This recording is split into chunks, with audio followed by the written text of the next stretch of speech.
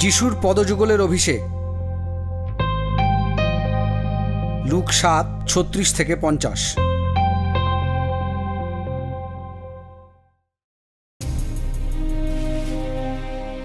একদিন একজন ফরিসি তার বাড়িতে যিশুকে নিমন্ত্রণ করলেন, তাই তিনি তার বাড়িতে গিয়ে সেখানে খাবার আসন নিলেন। সেই নগরে একজন দুশ্চরিত্রা স্ত্রীলোক ছিলেন। ফরিসির বাড়িতে যিশু খেতে এসেছেন জানতে পেরে সে একটা শ্বেত পাথরের শিশিতে করে বহুমূল্য আতর নিয়ে এলো। সে যিশুর পিছনে তার পায়ের কাছে নতজানু হয়ে কেঁদে কেঁদে চোখের জলে তার পা ভিজাতে লাগলো। তারপর সে তার মাথার চুল দিয়ে তার পা মুছিয়ে দিল আর তার পায়ে চুমু দিয়ে সেই আতর তার পায়ে ঢেলে দিল।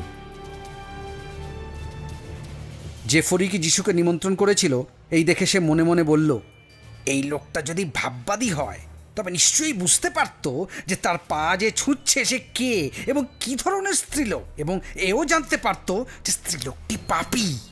এর জবাবে যিশু তাকে বললেন, সিমন, তোমাকে আমার কিছু বলার আছে। সিমন বললেন, বেশ তো গুরুদেব, বলুন। যিশু বললেন, কোনো এক মহাজনের কাছে দুজন লোক টাকা ধারত, একজন 500 রুপোর মুদ্রা আর একজন 50 রুপোর মুদ্রা। কিন্তু তারা কেউই ঋণ শোধ করতে না পারাতে তিনি দয়া করে উভয়ের ঋণই মকুব করে দিলেন। এখন এদের মধ্যে কে তাকে বেশি ভালোবাসবে? সিমন বলল, আমি মনে করি যার বেশি ঋণ মকুব করা হলো সেই। যিশু তাকে বললেন, তুমি ঠিক বলেছ।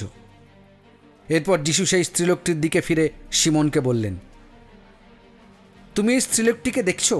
আমি তোমার বাড়িতে এলাম আর তুমি আমায় পা ধোবার জল পর্যন্ত দিলে না, কিন্তু ও চোখের জলে আমার পা ধুইয়ে দিল আর নিজের চুল দিয়ে তা মুছিয়ে দিল। তুমি আমায় চুমু দিলে না, কিন্তু আমি আসার পর থেকেই সে আমার পায়ে চুমু দিয়ে চলেছে।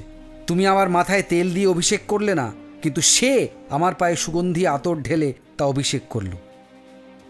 এতেই বোঝা যায় যে সে বেশি ভালোবাসা দেখাচ্ছে। সেই জন্যই আমি বলছি, এর পাপ অনেক হলেও তা ক্ষমা করা হয়েছে, কিন্তু যাকে অল্প ক্ষমা করা হয় সে অল্প ভালোবাসে।